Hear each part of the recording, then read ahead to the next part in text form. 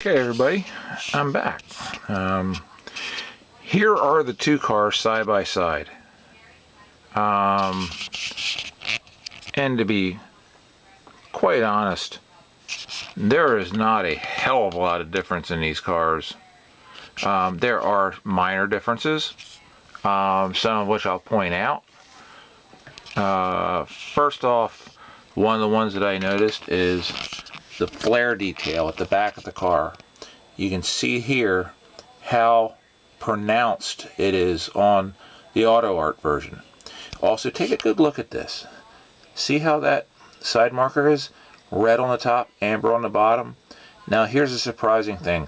This may change on some of the real cars. I don't really know if there was a specific way that these came from the factory, but most of the ones I've seen in photographs all have the amber on top, as my XA does, and the red on the bottom.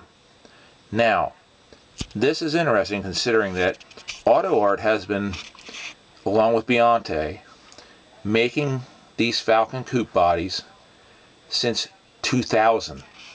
Okay, 17 years they've been producing these cars, and they get that detail wrong. I find that surprising, but there it is. Because, as I roll this away a little bit, here is the much cheaper version by Greenlight.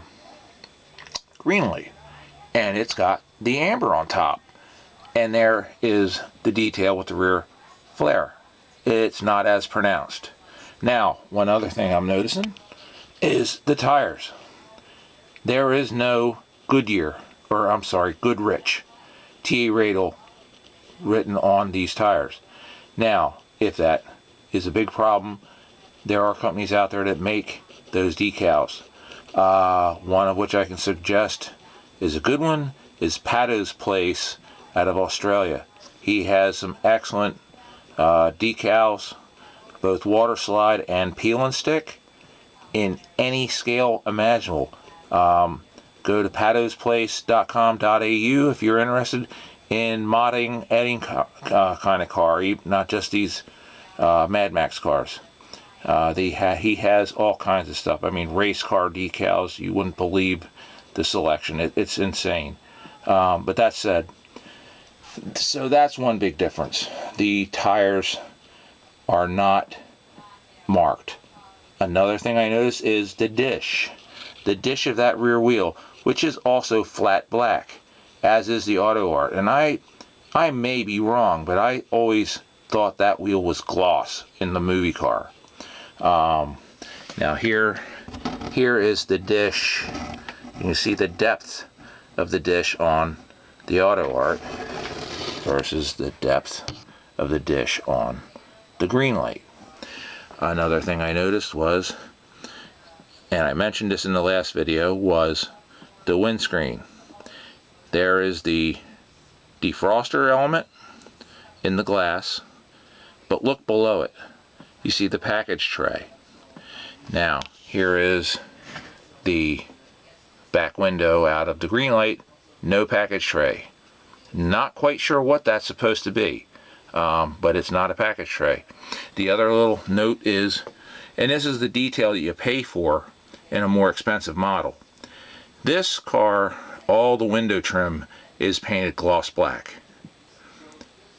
The window trim on the AutoArt is matte black. You see that difference in sheen. Now, I don't know if the original car was gloss or semi-gloss, and at this point it's a minor detail that really, you're going to kill yourself over. I don't know. Another thing I noticed was the zoomies. The zoomies on the Greenlight car stick out further from the body at the top. They're not tucked in as tightly as they are on the AutoArt. You see they are tucked right up against the body. And there's a little bit more detailing in these. But again, is it $120 amount more?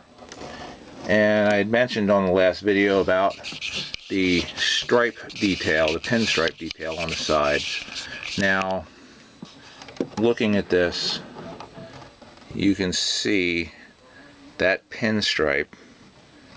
If I can get the camera angle right, there is a pinstripe above the satin black on the AutoArt that does not exist on the Greenlight before it gets to the rear wheel well. Now that pinstripe starts on the AutoArt at the back edge of the front flare.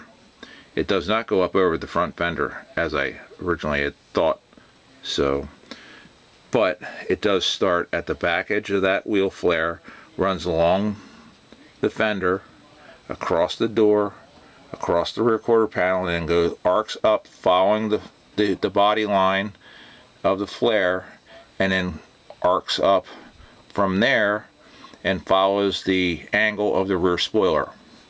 Now, one thing I did notice, and I don't know if it'll be noticeable in the video or not, but I'm going to try and shoot this straight down. Okay, that rear bumper on the AutoArt goes straight across. On the Greenlight, it bulges out in the center. That is not correct. Owning the real thing, I can tell you that that does not bulge out like that. Again, are you going to lose your, sleep over it? I don't know. I don't think it's, in the big grand scheme of things, I don't think it's that big a deal.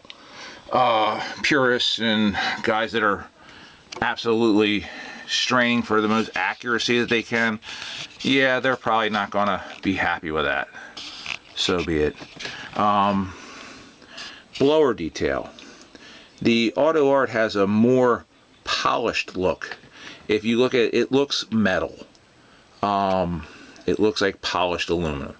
So does the blower itself. You can see the hose, the fuel line is there. The belt is wider than it is if we come over now to the Greenlight, and that belt is narrower. It looks like, painted silver, more of a cast type of finish. And both models do have the flat plate on the back, so they are both correct as far as the way the movie car was. The beacon, the blue beacon on the Greenlight does not have the chrome detail at the base that the AutoArt does. You can see that chrome there. The dash on the AutoArt is a little bit, as my opinion goes, a little more crisp than it appears to be on the Greenlight. But mind you, this Greenlight model, even though I'm pointing out these, some people would say are flaws, this is a brand new, at least to them, mold model that they built. Like I said, I don't know if they borrowed from another mold. They call it an all-new mold. Maybe it's all new to them. I don't know how half these places define what they define, but that's just something to look at. In the front, the gold on the headlight covers. The AutoArt is a little deeper gold color, whereas the Greenlight is more of a brassy, brighter gold. Again, from 50 feet, 20 feet, 10 feet, however you want to look at this, is $120 difference enough to make you buy this model versus this model. $65 on this one, $180 on this one. As they sit in static display, they're virtually the same in my opinion. I mean, yes, the paint is a little bit nicer on the AutoArt. The details are better in most cases. Like I said, there are some things that I found are incorrect on both models. Is it enough? I don't know. like I said, it depends on your budget, your taste, your amount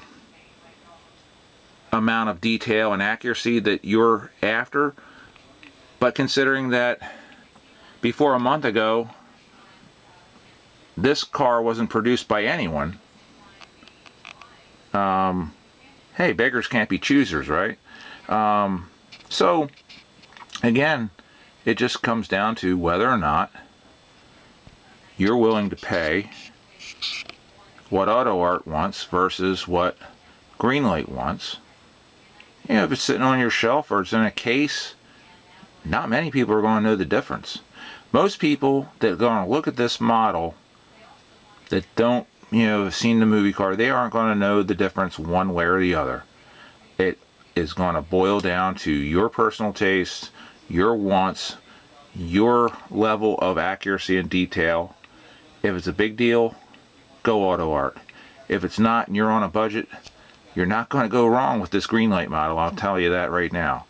So, all I can say is, whichever you decide to buy, if you buy it all, enjoy it. Have fun with it. And happy collecting, and I'll catch you on the next video.